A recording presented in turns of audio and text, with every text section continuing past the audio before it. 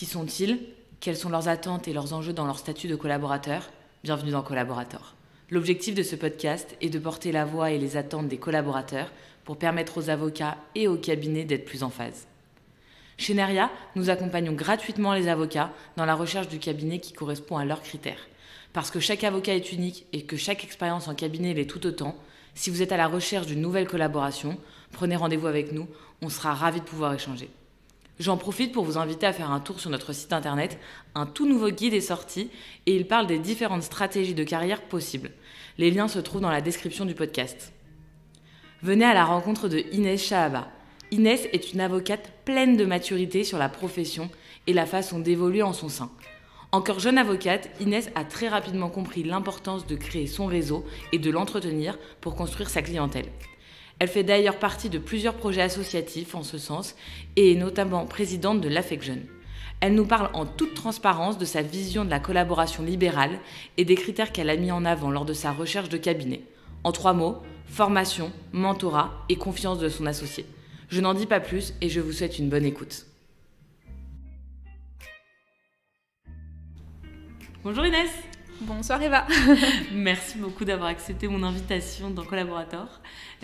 Première question que je pose à chaque invité, pourquoi est-ce que tu as voulu devenir avocate ? Alors, je connais la question et la réponse est, je pense, un peu longue pour ma part. Déjà, j'ai pas eu la vocation d'être avocate tôt et c'est à travers mes stages, mes rencontres et mes expériences que j'ai voulu devenir avocate. Et je pense que ça s'est passé même après mon Master 2, pour le coup. J'ai fait une licence droit, sciences politiques. À la suite de cette licence, j'ai fait une année de césure à Séoul. Et en partant à Séoul, je m'étais dit que je ne referais plus jamais du droit de ma vie. Et en fait, le droit m'a manqué. J'ai rencontré des avocats sur place, j'ai fait des stages en cabinet d'avocat. Et quand je suis rentrée, je me suis dit que j'allais faire un master de droit. J'ai continué en droit des affaires, ensuite en droit de la concurrence. Et j'ai fait mon premier et mon deuxième stage à Paris dans des cabinets d'affaires et un cabinet en concurrence. Et c'est à ce moment-là que je me suis dit qu'effectivement, c'était une profession qui me plaisait. Et voilà, et je me suis encore posé la question parce qu'ensuite je suis allée en entreprise et je me suis dit que ça me plaisait aussi beaucoup. Et en fait, le Covid a fait que j'ai passé le CRFPA parce que j'étais confinée par la force des choses. Et donc, je l'ai réussi. Et je suis allée à l'école des avocats et au final, je me suis plus posé de questions parce que je me suis dit, effectivement, c'est une profession dans laquelle je me vois. Mais c'était pas une vocation, c'était pas évident comme réponse. Mais comme beaucoup finalement d'avocats, on s'en rend compte, ça devient par la force des choses une vocation. Mais c'est rarement on se lève le matin en voulant devenir avocat fiscaliste, par exemple, à la limite pénaliste. Et tu disais que tu avais commencé tes études en droit des affaires et là maintenant tu es spécialisée en droit de la concurrence. Oui, alors là, je suis repassée dans un cabinet où on est un peu plus généraliste. C'est-à-dire qu'on fait du droit des affaires, même si on a une spécialisation en tourisme, notamment. Parce que, en fait, on est une niche dans notre clientèle. On n'a que des clients dans l'événementiel et dans le tourisme. Mais on fait du droit des affaires en général, et notamment des contrats de distribution, donc tout ce qui est relatif aussi à la concurrence que j'ai pu faire et à la distribution que j'ai pu pratiquer dans d'autres cabinets. Et par contre, je ne fais pas du grand droit de la concurrence aujourd'hui. Enfin, là, les clients qu'on a, c'est pas ce genre de dossier que j'ai aujourd'hui. Ok. Et comment, du coup, alors tu fais tes études, tu passes ton barreau, tu as le CAPA, etc. Tu arrives sur le marché du travail. Comment tu t'y prends pour rechercher ta collaboration? Qu'est-ce que tu recherches? Qu'est-ce qui t'attire dans les cabinets? Alors, pour moi, ça vient de plus loin, déjà. C'est pas en sortie de master que je me suis dit comment je m'y prends. J'ai eu des réflexes que j'ai appris en Corée du Sud, qui est une société quand même plutôt anglo-saxonne dans sa vision du travail, où le networking est très très important. Et c'est quelque chose que j'ai appris là-bas, c'est la nécessité d'accepter les invitations, de rencontrer des gens, de discuter avec les gens, de poser des questions. Et vu que je n'étais pas dans mon environnement, j'étais à l'étranger, j'avais envie de rencontrer des gens parce que j'étais toute seule, je connaissais personne, j'apprenais le coréen. J'ai rencontré énormément de personnes et qui m'ont facilité les choses, et en posant des questions simples, mais même en ne demandant rien, en disant juste « Ah voilà ce que je fais, voilà d'où je viens, voilà où je me vois ». on m'a aiguillée énormément et on m'a appris un peu l'importance du networking et c'est quelque chose que j'ai ramené avec moi en France et c'est ce développement de networking qui m'a apporté beaucoup de choses dans ma recherche de collaboration parce que dès le Master 2, dès mes stages, j'allais au cocktail, je rencontrais les avocats, je leur posais des questions et mon premier stage en concurrence à Paris, j'ai fait un cocktail dans un cabinet dans lequel j'avais fait un stage d'été, leur galette des rois, et j'informe tout le monde que je cherche un stage en concurrence.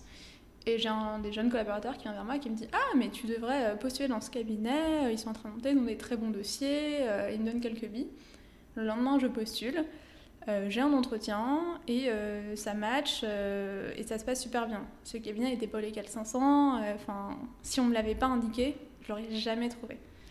Ouais, c'est souvent la question qu'on se pose sur comment on trouve, et tu parles du Légal 500, comment on trouve des cabinets qui ne sont pas dans ces classements. Alors, Légal 500, Décideur et tous les autres, ils ne sont pas visibles sur Internet, ils sont difficiles d'accès, donc le networking, quoi. Le networking et l'associatif, et ne pas hésiter à chercher, à demander autour de soi. Et aujourd'hui, je veux dire, on a des outils qui sont tellement accessibles avec LinkedIn. Au-delà du Légal 500, aujourd'hui, on a vraiment on a un réseau, même si moi, j'ai personne dans le droit dans ma famille. Je suis la seule à avoir fait des études de droit dans mon entourage. C'est vraiment à travers les profs, les stages, les associations, qu'on peut créer ça sans forcément avoir un leg up dans la vie. C'est ça, mais finalement sortir de son ordinateur et de son réseau un peu personnel qu'on a initialement ou qu'on n'a pas, et pouvoir justement... Mais c'est vrai que c'est pas instinctif quand on a 20, 22 ans, 23, 24 ans, d'aller à ce genre d'événements. Et donc ça, c'était pour tes stages. Pour ta collaboration, ça s'est passé de la même façon ? Pour ma collaboration, je suis allée...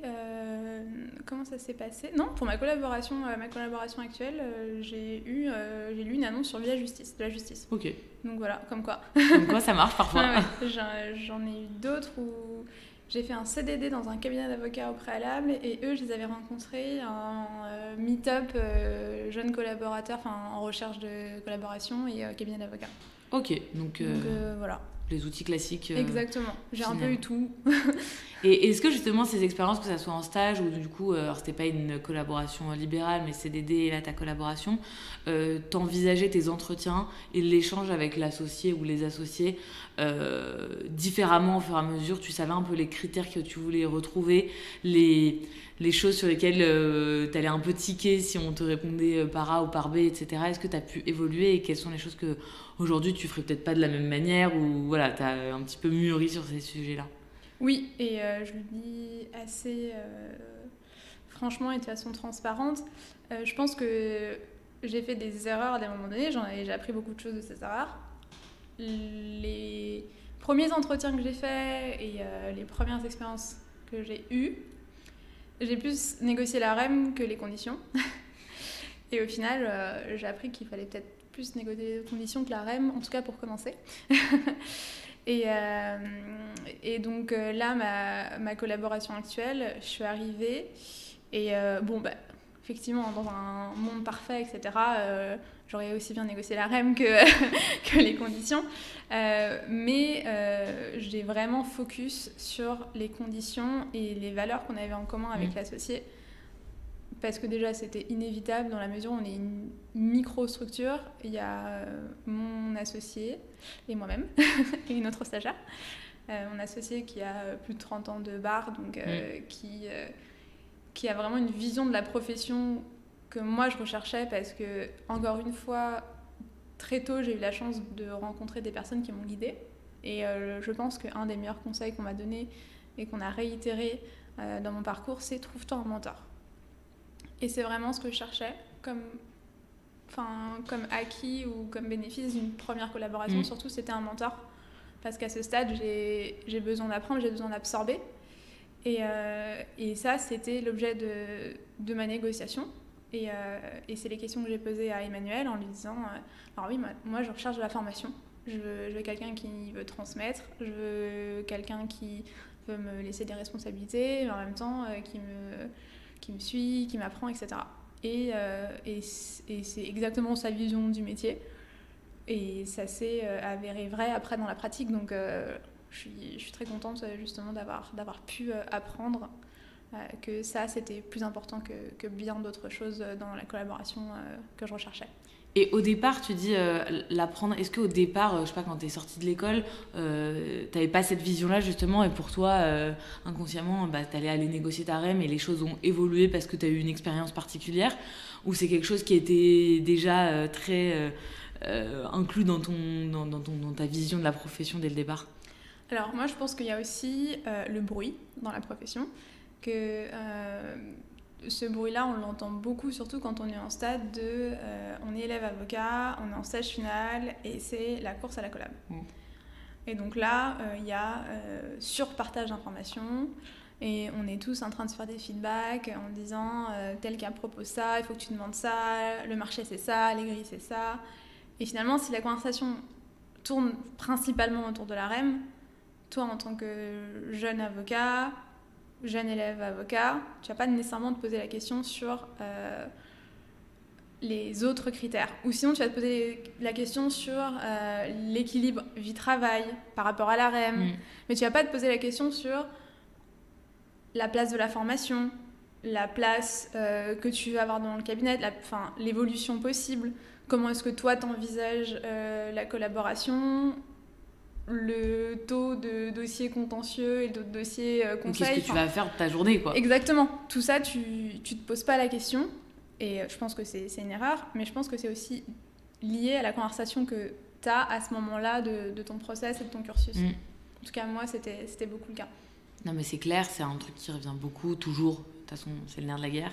Et c'est vrai que c'est aussi quelque chose qui peut agacer en entretien les recruteurs, et je l'entends toute la journée quand un collaborateur arrive et que la première des questions, c'est le rythme, le télétravail, la flexibilité. Évidemment que c'est un sujet hyper important, mais il ne doit pas arriver en premier lieu parce qu'on se grille un peu les ailes là-dessus, surtout avec des associés d'une génération antérieure. Ils ont du mal à le concevoir. Aujourd'hui, qu'est-ce qui te draine justement dans cette collaboration-là ? Parce qu'en fait, il y a autant de façons d'être avocat que de cabinet. Tu aurais pu, dès le départ, vouloir être soit dans une grosse structure, soit t'installer. Enfin, tout existe. Qu'est-ce qui te draine dans cette façon de fonctionner ?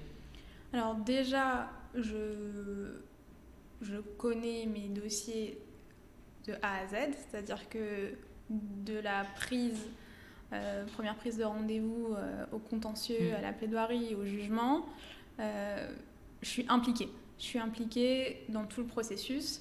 Et moi, j'étais très transparente dès le début. Je rentre dans ce métier parce que j'ai une vocation à un jour soit devenir associée, soit monter ma propre structure.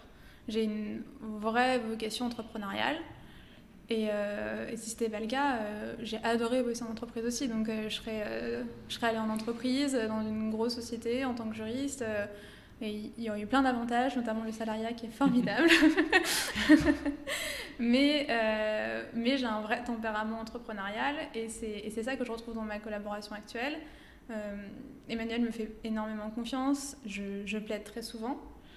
Donc ça me permet de plaider dans toutes sortes de tribunaux, dans toutes sortes de juridictions, de prendre la main à la fois dans la plaidoirie et dans la connaissance de mes arguments, et surtout elle est là en vraie formatrice et soutien où rien ne ressort sans que j'ai eu son avis, sans qu'elle ait une relecture, sans qu'elle ait une approbation, et moi j'apprends énormément déjà de ça et j'ai un potentiel d'évolution qui est beaucoup plus important à mon sens avec ce genre de formation où je suis impliquée dans le cabinet en tant que collaborateur.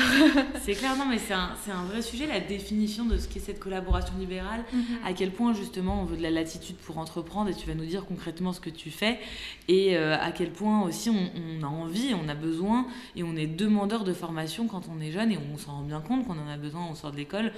On ne sait pas être un avocat, on sait le devenir, quoi. Oui, tout à fait. Donc le côté entrepreneurial, si ce n'est avoir l'accès à tous les dossiers de A à Z, comment toi tu l'envisages alors aujourd'hui dans la structure, ou peut-être si on se projette à la suite dans les années à venir, à toi de nous dire.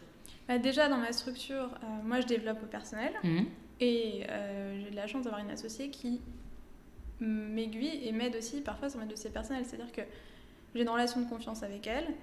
Et c'est même elle qui me rappelle parfois en me disant « Vous savez Inès, j'ai une obligation de formation envers vous, même sur vos dossiers personnels, je suis là pour vous aiguiller, pour vous faire des feedbacks, etc. » Et parfois, pour des questions de déontologie ou de positionnement, je vais la voir alors que c'est un dossier personnel et je lui demande son avis et elle est ravie, elle est là et elle m'accompagne. Et ça a, à mon sens, pas de prix à ce stade-là de ma carrière. Et donc ça, c'est le côté entrepreneurial personnel. Donc, développer de la clientèle en parallèle. Comment tu fais ?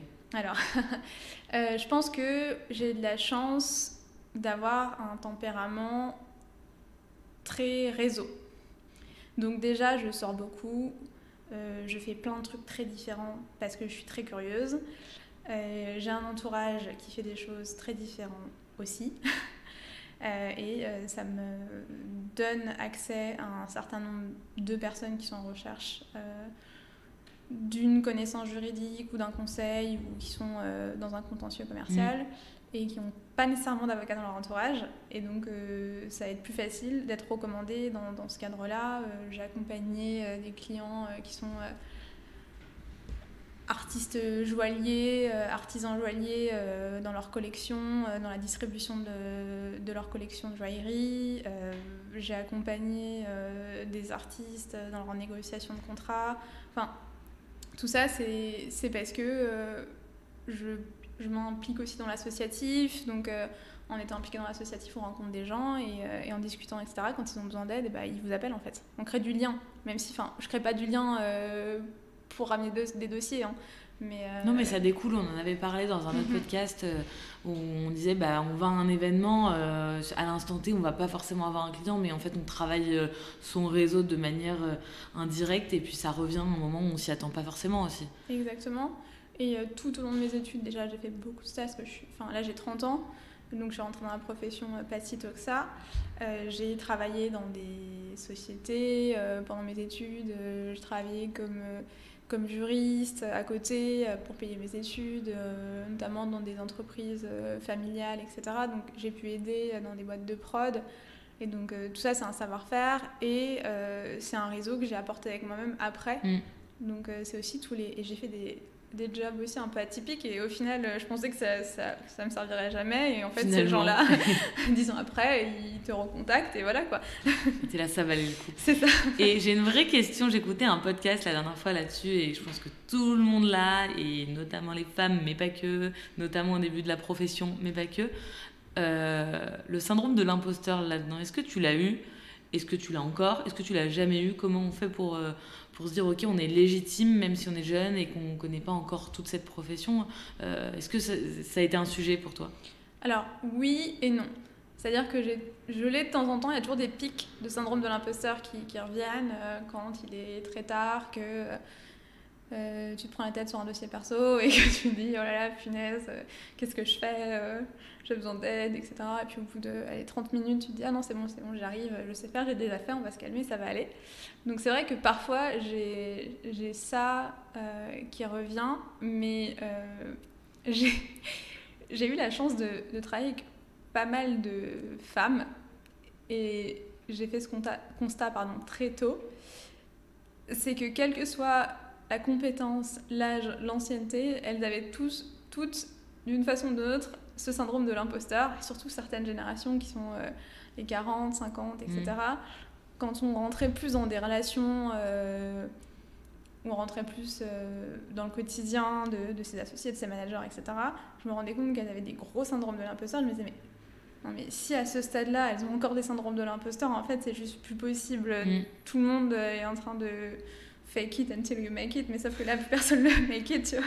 Mais, donc ça m'a fait prendre un vrai recul en me disant, ok, finalement, personne n'a vraiment totalement confiance en soi. On se pose tous des questions, on fait tous des erreurs et on se remet tous en cause, quel que soit notre stade d'ancienneté. Et ça m'a permis de prendre beaucoup de recul en me disant, c'est pas grave, fais de ton mieux, sois carré, fais en sorte d'être dans un environnement qui te forme et qui maîtrise tous les risques possibles et envisageables, et ensuite tu verras bien. C'est très assuré, j'adore. Non, mais on devrait s'en inspirer. Je reviens à ce qu'on disait tout à l'heure. La question initiale, c'était comment tu envisages l'entrepreneuriat justement dans ta profession. Tu nous as parlé de tout l'aspect perso, développement, réseau, fond du dossier, etc. J'imagine, surtout dans un cabinet de la taille du tien, qu'il y a une vraie appétence et compétence entrepreneuriale pour le cabinet aussi. Et j'ai l'impression que ton associé te fait confiance là-dessus. Comment ça se matérialise dans ta journée là-dessus ? Alors, dans mon quotidien, je dirais que ça se matérialise parce que, par exemple, je suis impliquée dans la communication du cabinet. Là, Emmanuel et moi, on réfléchit ensemble à la communication du CAB. On réfléchit à ce qu'on va produire, à comment est-ce qu'on va le produire, à comment est-ce qu'on va le présenter. Donc déjà, l'aspect entrepreneurial, communication est déjà assez présent. Et ensuite, je pense que je suis aussi impliquée dans la relation client. Par exemple, en novembre, c'est ça ? En novembre, le cabinet m'a envoyé participer pendant plusieurs jours en Sicile, c'était très sympa, à un congrès avec des clients. Et elle m'a laissé partir toute seule parce qu'elle aussi, elle participait à un congrès en même temps, donc elle ne pouvait pas se déplacer. Et donc ça aussi c'est développé, c'est la relation client, on a eu un atelier workshop pour faire connaître le cabinet. Et donc voilà, je suis à la fois impliquée dans la réflexion de la communication et dans la pratique de oui, on ne te laisse pas de côté une fois que tu as donné tes idées là-dessus, on te permet d'évoluer. Et je pense à quelque chose, tu parlais de la relation client, moi je pense aussi à la relation facturation, qui est un vrai sujet, qui peut être un sujet tabou quand on est collaborateur dans son cabinet, on n'a pas forcément accès aux chiffres, et donc derrière, pour le développement du cabinet, mais pour son perso aussi, c'est compliqué, encore une fois, de savoir quelle est notre valeur. On parle encore du syndrome de l'imposteur, ça peut être aussi sur les questions tarifaires. C'est peut-être aussi un sujet de formation. Là, tu es formé aussi sur, j'imagine, à toi de me le valider ou l'invalider là-dessus, mais sur les sujets de facturation en cabinet, comment on facture, est-ce qu'il y a des différences en fonction des clients, est-ce que peut-être aussi toi tu fais un apport de clientèle au cabinet ou pas, à toi de nous dire là-dessus comment ça se passe. Alors à ce stade-là, je ne fais pas encore d'apport de clientèle, je le souhaite à l'avenir pouvoir le faire, mais Emmanuel a déjà un réseau très très installé, donc je pense qu'elle n'a pas besoin de moi. Mais tout ce qui est facturation, j'ai aussi une formation effectivement parce que tout simplement, c'était quand j'ai eu un dossier perso en novembre sur une plaidoirie en urgence la veille pour le lendemain, et je vais voir Emmanuel et je lui demande comment est-ce que je facture ça, est-ce que je rajoute un tarif supplémentaire par rapport à l'urgence du dossier, etc. Et elle m'a aiguillée de façon tout à fait transparente, on a réfléchi ensemble, elle m'a expliqué comment facturer, comment procéder, elle m'a même expliqué après comment faire en sorte que ma facture soit payée. donc déjà il y a l'aspect... Ce qui est un vaste sujet. C'est ça. Il y a l'aspect facturation et j'ai pas d'ailleurs... Il y a des factures que j'ai pas réussi à me faire payer en temps et en heure, et au final ces conseils m'ont permis de recouvrer mon argent. mais effectivement, ça aussi c'est une formation, et ça aussi ça vient avec l'expérience, et d'avoir quelqu'un au quotidien qui a 30 ans d'expérience et qui est disponible et disposé à donner ses conseils me permet moi d'aller vers elle sans inquiétude, sans me dire je vais la déranger avec du perso, ou à pas vouloir divulguer le fait que moi j'ai aucun problème à dire à mon associé là j'ai des petits dossiers perso, voilà combien je facture. Mais comment tu arrives, parce que c'est aussi une peur parfois des associés, à mettre ta propre limite peut-être sur le temps que tu vas consacrer à ton perso vs le temps que tu passes au cabinet, parce que y a quand même une rétro-session d'honoraires donnée par le cabinet, donc ils s'attendent nécessairement à une certaine implication, et donc c'est toujours une limite qu'on se met soi-même là-dessus, que ce soit pour faire du perso ou pour avoir ton équilibre de vie pro-perso, on en parle souvent dans notre génération. Tu vois, j'ai l'impression que c'est toi qui te poses tes propres limites. Oui, alors déjà, j'ai pas 100 000 dossiers perso à ce stade-là. Hein. Ça, sur l'année, ça en fait quelques-uns, mais au final, au prorata, sur le mois, je dois en avoir 2. Hein. Donc là, ce mois-ci, j'en ai 2 en cours. Donc niveau temps, mon temps pour le cabinet n'est pas trop impacté. Et quand bien même, déjà, moi, je prends souvent la décision de travailler le week-end sur mes dossiers perso. Là, le dossier que j'ai en cours, par exemple, je l'ai fait dimanche. Parce que je savais que c'était comme ça que j'allais au mieux gérer mon temps cette semaine, par exemple. Et peut-être que j'ai pas tout le temps une relation très équilibrée, comme tu dis, vie perso, vie pro. Parce que c'est vrai que très souvent, j'ai le GAB, je fais de l'associatif. J'ai un truc tous les soirs. J'ai pas nécessairement un truc perso tous les soirs. Je fais un truc associatif, je fais un truc network, je bosse sur un dossier perso ou je réfléchis à une façon de développer.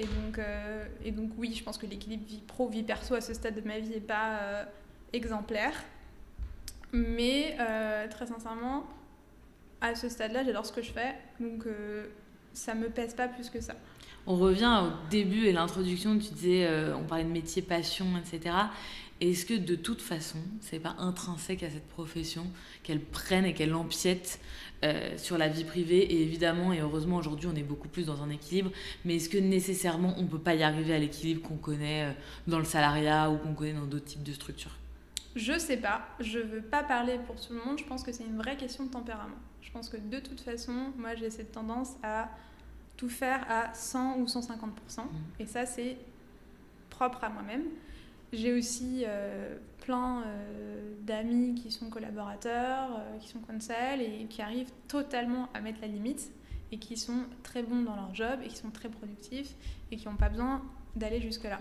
Donc je pense que c'est vraiment propre à chacun et que par contre, moi, effectivement, j'ai l'aspect très passion, émotionnel, mais ça c'est inhérent à mon caractère de base de toute façon. Ok. Ouais, bah, je vois, mais je pense, pour moi, les côtoyer au quotidien, qu'il y a quand même si on veut justement aller chercher de la clientèle et ce genre de choses à côté des horaires qui sont déjà prenants, que ça prend nécessairement un peu de temps là-dessus. Tu nous parles beaucoup depuis tout à l'heure de l'associatif. J'imagine, mais je le sais, qu'il y a une partie qui est liée à la profession notamment. Comment ça se matérialise et qu'est-ce que ça t'apporte justement dans ta profession? Alors là, actuellement, je suis présidente de l'AFEC Jeunes. Donc on est le bureau jeune, donc l'AFEC, et c'est l'association des professionnels en droit de la concurrence. Et donc on a des juristes, des avocats, des économistes. Et donc le bureau mère est composé d'un CODIR. Et nous, le bureau jeune, on représente tous les membres de l'AFEC de moins de 40 ans. Donc on est jeune jusqu'à 40 ans apparemment. C'est pas mal. Voilà. Et donc cette année j'ai pris la présidence et en prenant la présidence j'avais plus ou moins une vision que j'ai proposée et je suis ravie parce qu'elle a convenu à tout le monde. C'était d'organiser l'association en pôle, enfin le bureau jeune en pôle et de créer la catégorie de membres actifs. Donc on a un pôle événementiel, là on est en train d'organiser des petits déjeuners avec des invités, directeurs juridiques, etc.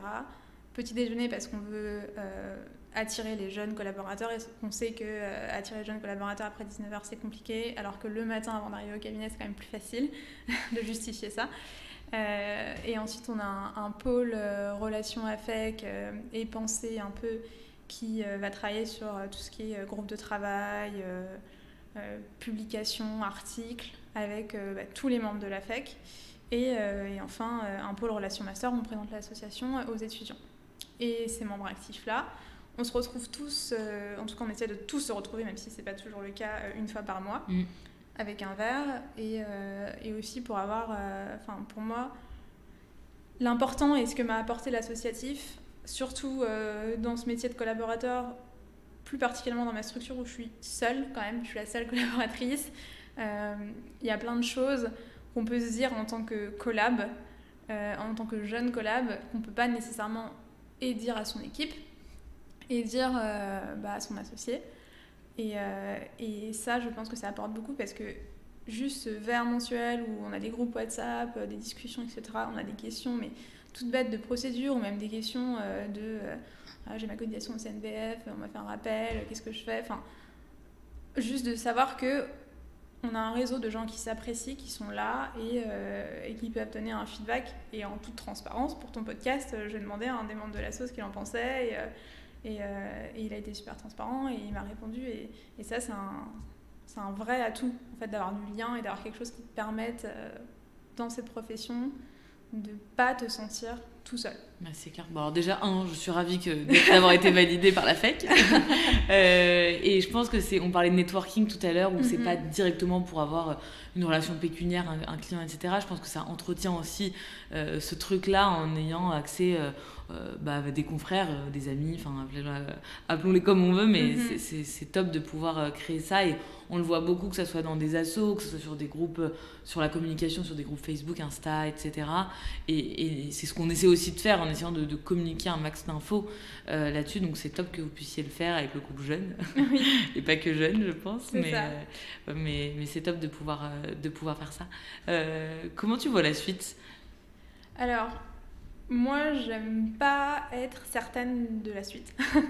Moi non plus. Et surtout, j'ai toujours dit, je ferai pas ça toute ma vie. Donc pour l'instant, je pense que la fin de cette étape, c'est au moins d'aller vers une structure ou vers quelque chose que j'aurais construit moi-même. Et une fois que j'aurai tenté l'entreprise ou l'aventure entrepreneuriale jusqu'au bout, on va dire, je me poserai la question. Peut-être que ce sera un win, peut-être que ce ne sera pas le cas. Ce sera dans un certain temps, je pense. Mais d'ici là, le focus, c'est effectivement de développer, de continuer à apprendre et de pouvoir, à moyen ou long terme, me débrouiller toute seule ou avec des associés. En tout cas, de voler par tes propres ailes. Je suis persuadée que ça fonctionnera, je touche du bois. Et si ça fonctionne, j'ai peu de doute que tu n'aies pas envie après de quitter tout ça, mais on se fera un podcast plus 20 ans et dans 20 ans, tu seras plus à la FEC jeune. Et donc, on fera le débrief de tout ça. C'est ça. D'ailleurs, je buvais avec un verre avec une de mes anciennes managers et je disais, je ne serai pas avocate toute ma vie, etc. Elle me dit, c'est faux, dans 30 ans, tu seras encore. On revient au métier passion. C'est ça. Merci beaucoup Inès. Merci à toi. À bientôt. À bientôt. C'est la fin de l'épisode du jour. J'espère qu'il vous a plu. Vous pouvez découvrir nos contenus, podcasts et articles directement sur le site www.neria-recrutement.fr. Et si certains sujets vous intéressent particulièrement ou que vous souhaitez entendre certains avocats en priorité, n'hésitez pas à nous le dire en commentaire. À très vite.